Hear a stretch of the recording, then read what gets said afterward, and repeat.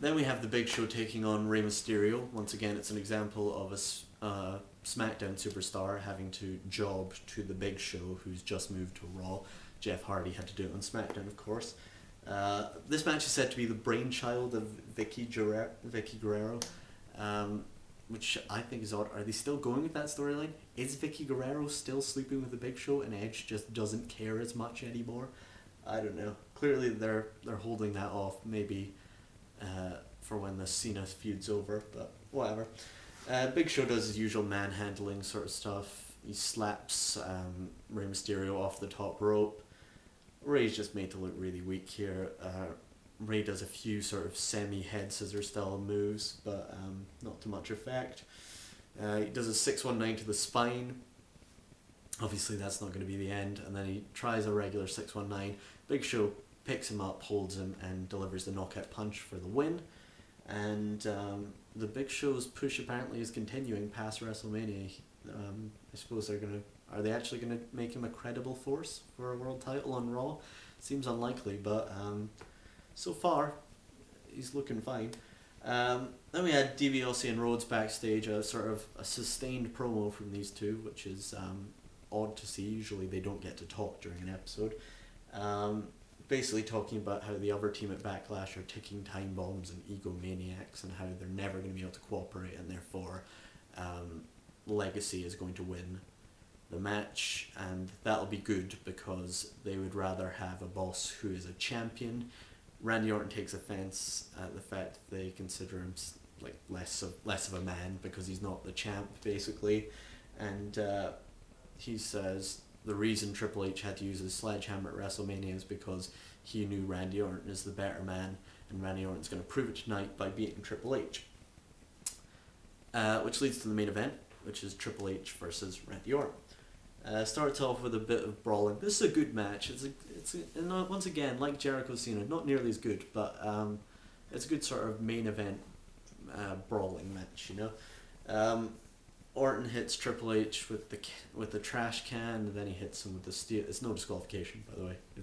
They're not just doing it. The referee's turned away. Hits him with the steel steps. He goes for the elevated DDT onto the steel steps, and I was like, "There's no way Triple H is gonna let him do this, unless Mick Foley is the guy getting DDT'd here. This isn't gonna happen." But Triple H reverses it and throws him into a sort of miniature spine buster. Triple H does a better spinning spine buster onto a trash can later, and then a chair to the back. Orton regains control, goes for the punt, and then Triple H inexplicably starts working on Orton's leg. You know, working on someone's leg, which is basically a heel tactic designed to take a superior dominant face down. That's what Triple H starts doing to Orton.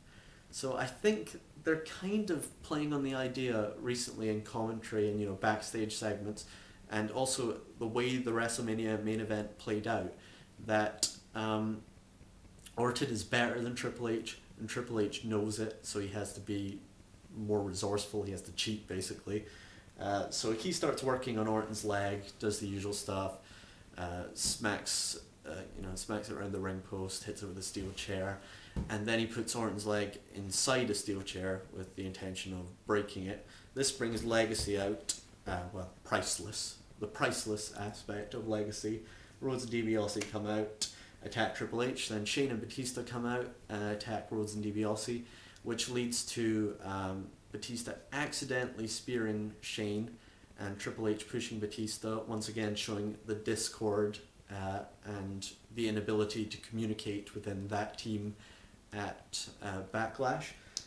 So that they really are setting up for Orton to win the title due to some, weird reason. Basically, the ring clears, Randy Orton hits the RKO and wins the match, and Legacy go to the top of the ramp and celebrate as a united team, whereas their opposition, of course, are all at odds and ends in the ring. This was kind of weird, right? This was a million times better than their match at WrestleMania, but I would have given their match at WrestleMania like -5 stars. I thought it was absolutely atrocious. But the weird thing about this is they could have just done this at WrestleMania. You know what I mean? They could have just had that same sort of run out finish. Lots of, you know, it doesn't make Triple H look too weak because there's a bit of cheating involved.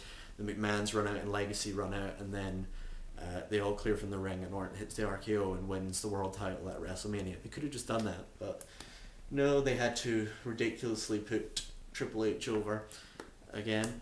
But yeah, Orton got his win here, and hopefully this isn't the only win he gets this week. We're all hoping for him to win at Backlash. And that's what deserves to happen, because he is the man right now. He is very, very good, and another good performance from Orton here. Yeah, and all in all, a fairly good show. It was okay to good, you know. There were a lot of matches that were just too quick. I mean, there was Mysterio Big Show was very quick. Punk Kane was quick. Melina Phoenix was quick. Chavo Batista was very, very quick. Some would say mercifully quick. Yeah, and but John Cena versus Chris Jericho was a very good match, including the ending, because I didn't want to see Jericho get beaten, basically. And Triple H versus Randy Orton was pretty good, and it was good to see Randy Orton finally get the win he deserves. And that's about it.